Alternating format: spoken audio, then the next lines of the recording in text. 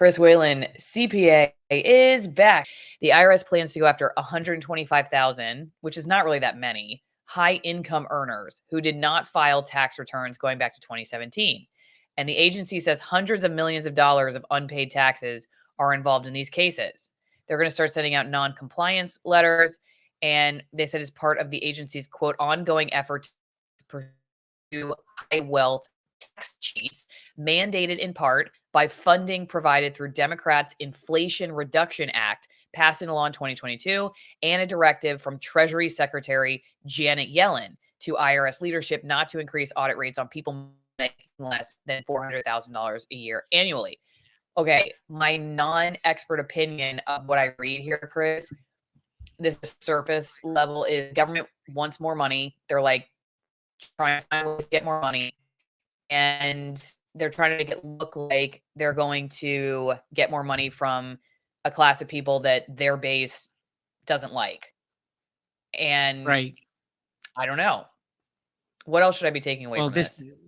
well, this is definitely happening. The main thing here is that there are people that are always claiming that, which isn't true, that the 1% that they don't pay their fair share of taxes. So this is directed at the 1%, and everyone on the left who believes that they're skating by should really be happy about this and promote it. And no matter what your level of income, if you're a non-filer, if you have delinquent taxes, I'm glad that they're going after people because we're all paying for their way right now, as you can imagine. So this is definitely going to happen. If a lot of people, because the IRS has needed funding, which they're getting now, which I think is fantastic, to be honest, because they can go after people that are delinquent, and there's millions, hundreds of millions of dollars, if not more, from this small group of people that are not being paid simply because the IRS didn't have enough money to enforce the code.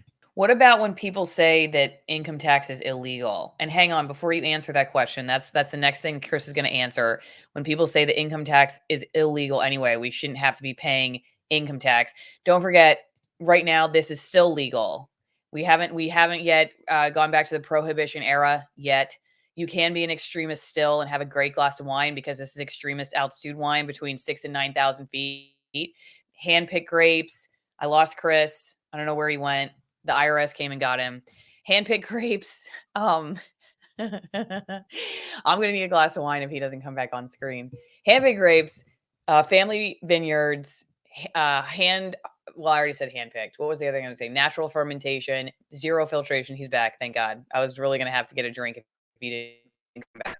Um, and you cannot get these wines anywhere else. In fact, Bonner is pretty much like the only place that imports these wines. It's such a small operation. Most of the places that are making them are so small that they just make it for their family, friends, and local towns and communities. And Bonner Wine is my sponsor, AllisonWinePromo.com. And this is how you can get the wines. It's a great way to support my work. You have 50% off the wine, 50% off shipping, and it's just a great way to support my work. Okay, so Chris, I have a lot of followers. In fact, Ryan Christian, who just came on, talking about getting targeted back from 2012. What's going on there? Who think the IRS does seem to be weaponized and that income tax is something we shouldn't be having to pay anyway. We're all just doing it because we feel like we're going to get thrown in jail, but that it's constitutionally illegal. What do you think? Well, I think it's been through the courts already that they found that it is legal to charge an income tax. I know we didn't start the country with one. And remember, it's okay to be aggressive, but not stupid when it comes to my tax strategies, for example. We want to do everything we can within the law.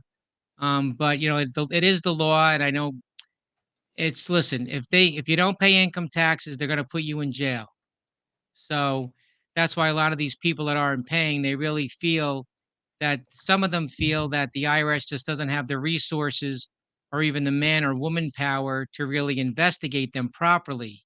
So that's why sometimes they've skated by because it takes a long time to investigate a complex return for some of these multi-billionaires. So, like I said, it's good that they're doing it. We have to comply again. But going back to your question, I think that, of course, there's a lot of things that have been instituted since the country started. If you're going to talk about other things, right, there's different kinds of laws on the books that didn't exist in 1776. So, I mean, it's been good for the country. It's been a good system.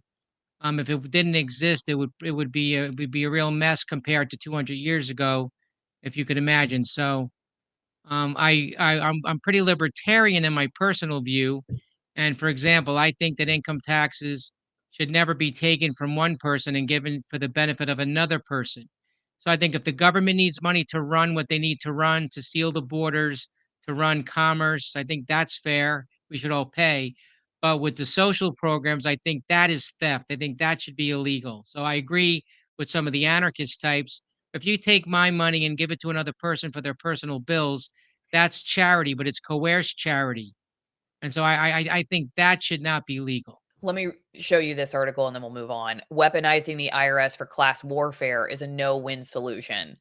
This is an opinion article again by Jay Soled, opinion contributor, and is discussing. This is from last year, but they're discussing this Inflation Reduction Act, Congress granting 80 billion of funding to the IRS to combat taxpayer noncompliance, and essentially makes the argument that okay, here the question that emerges is whether the IRS, whose mission is in part to coax tax compliance, should be discriminatory in its enforcement practice and limit its audits largely to high income taxpayers? The answer to this question, supported by three compelling rationales, should be a resounding no. The IRS's enforcement efforts should cut across socioeconomic lines. First, there is the issue of messaging. Tax laws are just that, laws. In other words, they are mandatory rules. If the IRS does not enforce such laws and thus grants taxpayers tacit license to break them, that would set a terrible precedent. Then second, there is the important issue of revenue at stake. Reality is that most middle and low income taxpayers relative to high income taxpayers are tax compliant because this category of taxpayers is largely comprised of salary wage earners whose income is subject to third party tax information returns. As such, these taxpayers are far more in their taxes. All low income taxpayers or salary earners who receive third party tax returns, such as these taxpayers, are far more prone to be derelict, resulting in a meaningful revenue loss. And then third, tax revenues are the fuel that enables civil society to thrive. To that end, Rick Scott recently suggested that all taxpayers, even those at the lower end of the economic spectrum, should pay a minimum tax. Of course, middle and low income taxpayers should not be audited at a greater rate than high income taxpayers, and they should not be expected to contribute the same amount of taxes or even the same percentage, yet they should not get a free ride. Rather, they should pay their legally mandated percentage of income and should be audited at a rate commensurate to that of high income taxpayers. Sure, they do. So, I mean, essentially, yeah, the argument basically saying that everybody should be targeted for compliance. Now, maybe other people really disagree with that, but that's what he's saying, is that you shouldn't just target anybody. Everybody should be held to the same standards. Well, first of all, there's 0.41% of returns are audited on average every year, so less than half of 1%. So, and that goes across all socioeconomic lines and has been for a good long time. So what happens is this is additional to that. This is on top of that. This is not taking enforcement away from anywhere else. It's on top of the 0.41%. So yes, we can argue back and forth, and people have tried to argue with me for a long time about, well, should they go after again? Or it makes sense if we're running a business, if we're looking at a certain group of clients. Of course, we're going to market to that group of clients, for example. So just like in this case, we we we definitely should be forcing compliance, and it's a good group to go after because they have a lot of money outstanding, relatively speaking, per person. So let's back up a second too. So I think there's some misinformation or some incorrect assumptions. So remember, the IRS, when they're looking for things, everyone thinks they're looking for money, and that's not really true. They have the Tony Soprano collection division over here, but they're really a compliance organization. So number one, if you're filing honestly and have support for what you filed, I don't care if they audit every one of my returns because we do all of our work as if it's going to be audited with aggressive supporting systems. So number one, if you're filing, whether you're a $10,000 earner or $1 million earner, if you're not filing correctly, then you're going to have a problem. So the IRS, I have in my career for 37 years, I've met maybe one agent, maybe one that seemed to be going for money. Everything else is just compliance. Do you have support for this, support for that? Why did you do this strategy?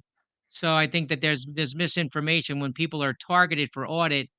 It's not about money, it's just about compliance. So file right, make sure your return's in good order. That's why hiring somebody is good to do your return. know it sounds self-serving, but we do everything with appropriate formatting, and sometimes people don't do that. So sometimes people get audited because their returns are sloppy. It looks like they don't really know what they're doing. So the IRS thinks that they're not doing something illegal, but they might not be paying the appropriate amount of tax because they're not organized enough. Thanks to the local sub who showed me this. Okay, income tax in 1913, a way to quote soak the rich. Talking about basically essentially they're saying 60% of people did not pay income tax when it was first introduced. You would have basically had to make more than today's $1 million a year in order to be in the category required to do income tax. So clearly, income tax was designed at the start to be a tax on the wealthy, a way to quote soak the rich. And again, that's I think why people get a little concerned when the IRS, you know, starts out by saying we're going to do this to the rich. Like you said, okay, well, very few income tax returns ever get audited. Is this the beginning of an expansion of that? And what do we think Well, about I that? think that's part of the fear tactics when they said they're going to hire 87,000 new agents. Remember that came out. We did a piece on, did a blog Yeah. on that. But yes, of course, this system is just a cash grab from the beginning. So the people should have risen up a long time, 110 years ago, because it's really just a cash grab, for the military industrial complex. If that's really who's benefited the most, and the barons and the oligarchs who are in the 1%. So it's totally a cash grab, but again, it's the law. So what are we supposed to do? If we work together, we could make a change. New sponsor, telerx.com. You get 20% off with promo code Allison. Bye, Chris. I don't know where he went this time. He always, oh, maybe he's leaving during my commercials on purpose. Chris, you just say that. Anyway, Yes. is that why you're leaving? Yeah, I just wanted Is to that have a drink of water. Oh, okay. Okay, go take your water. Go take your water. I just wasn't maybe I thought I maybe did. you were like anti-wine or something. You just didn't want your face up there while I was talking about wine and then you just left. Go have your water. We'll see you in a second. Okay, anyway, TeleRx, how is this different from a lot of the other pharmacies, telepharmacies that have popped up over the last few years? You do not have to have a doctor's appointment. You do not have to have a prescription. You are basically in the driver's seat as a patient. You have to wait in line. You don't have to schedule an appointment. You don't have to do any of that stuff. If you have a need like I do, I got an EpiPen and they're 50% in that case what my local pharmacy wanted for an EpiPen because they're direct to consumer. They're basically cut out all the middlemen. I'm a natural health person. I'm taking a lot of vitamin C for my reactions to the yellow jacket thing that I got. But anyway, I was glad to be able to get an EpiPen just in case so I don't go into anaphylactic shock with my kids. That's always a plus. If you are one of those people that has emergency situations like that and you would like to go direct to consumer like their pricing is, it's I think personally it's one of the best out there because you don't have a lot of medical data you have to upload. They're not storing your medical data. They're not tracking any of that stuff. You don't really even have to say anything about yourself except for give them your address. So TRX, let me know what you think.